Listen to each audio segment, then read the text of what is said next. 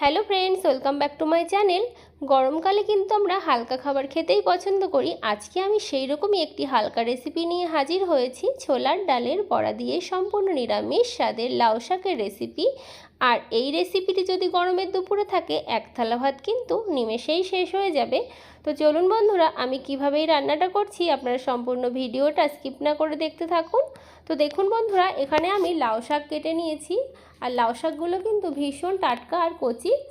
তো দেখুন ডাঁটাগুলো আমি এরকম করে কেটেছি। কেটে এবারে লাউ শাকগুলো ধুয়ে নিয়ে আমি আপনাদের সামনে ফিরে আসছি। তো দেখুন বন্ধুরা, লাউ শাকগুলো আমি ভালো করে পরিষ্কার করে ধুয়ে নিয়েছি। আর এই তরকারিতে অবশ্যই আমার আলু লাগবে। আলুগুলো খোসা ছাড়িয়ে এরকম লম্বা লম্বা করে সরু করে কেটে নিয়েছি। যেহেতু ছোলার ডালের বড়া দিয়ে করব, তার জন্য ছোলার ডাল 4-5 ঘন্টা আগে ভিজিয়ে রেখেছিলাম। আপনারা মটর ডাল দিয়েও করতে পারেন। ডালটা এবারে বেটে নেব, তার জন্য মিক্সিং জারের মধ্যে দিয়ে ডালটা পেস্ট করে ফিরে আসছি। তো দেখুন বন্ধুরা, ডালটা আমি পেস্ট করে নিয়েছি। এবারে একটা বাটিতে নামিয়ে নিচ্ছি।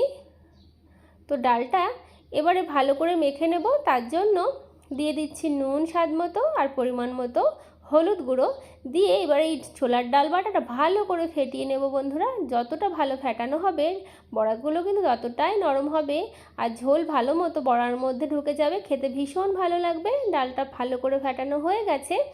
এবারে কড়াইতে সাদা তেল দিয়েছি, তেলটা গরম করে বড়াগুলো ভেজে নিচ্ছি। আর বড়াগুলো ছোট ছোট করে দিয়েছি আর ফুলে দেখুন কতটা বড় হয়েছে। এরকম বড়াগুলো আমি উল্টে পাল্টে লাল লাল করে ভেজে নেব।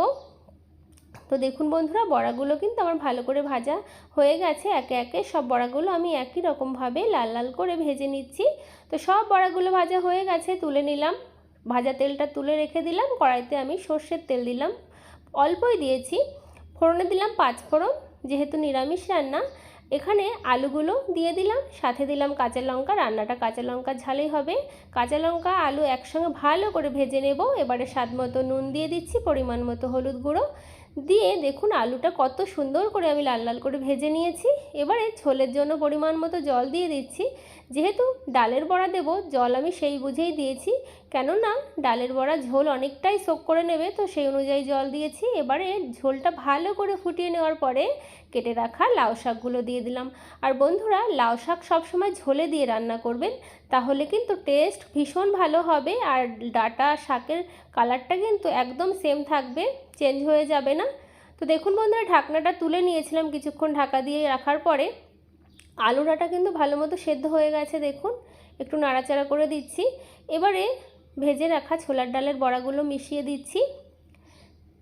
তো দেখুন বন্ধুরা, ছোলার ডালের বড়াগুলো আমার দেওয়া হয়ে গেছে। তো আমার এই ছোলার ডালের বড়া দিয়ে লাউ শাকের এই রেসিপিটি ভালো লাগলে অবশ্যই লাইক, শেয়ার, কমেন্ট, সাবস্ক্রাইব করে পাশের বেল আইকনটা অবশ্যই প্রেস করবেন, যাতে সবার আগে নোটিফিকেশান আপনাদের কাছে পৌঁছে যায়। বড়া দিয়ে ভালো করে মিশিয়ে নিয়েছি। টেস্টের জন্য একটু চিনি দিলাম। চিনিটা আপনারা স্কিপও করতে পারেন, তবে চিনি দিলে টেস্টটা ভীষণ ভালো হবে। তো চিনি দিয়ে ভালো করে মিশিয়ে নিচ্ছি। একটু ঘাটা ঘাটা হবে, সেই জন্য খুন্তি দিয়ে একটু ভেঙে ভেঙে দিচ্ছি, তাহলে কিন্তু ঝোলটা একটু বসা বসা হবে, খেতে ভীষণ ভালো লাগবে। তো রান্নাটা কিন্তু বন্ধুরা আমার অলমোস্ট হয়ে এসেছে। আপনাদের কেমন লাগলো অবশ্যই আমাকে জানাবেন, বাড়িতে অবশ্যই ট্রাই করবেন। আর এই গরমের দুপুরে এরকম একটা ছোলার ডালের বড়া দিয়ে লাউ শাকের রেসিপি থাকলে কি আর চাই। নিরামিষ দিনে কিন্তু আর কিচ্ছু লাগবে না। যদি ভালো লাগে তাহলে অবশ্যই লাইক, শেয়ার, কমেন্ট, সাবস্ক্রাইব করে পাশে থাকবেন। আপনারা বাড়িতে ট্রাই করবেন, কেমন লাগলো কমেন্ট বক্সে অবশ্যই জানাবেন। তো দেখুন তৈরি হয়ে গেছে ছোলার ডালের বড়া দিয়ে লাউ শাকের রেসিপি। তো এই গরমে আপনারা সকলে ভালো থাকবেন, সুস্থ থাকবেন, সাবধানে থাকবেন। দেখা হবে অন্য কোনো ভিডিওতে। ধন্যবাদ বন্ধু।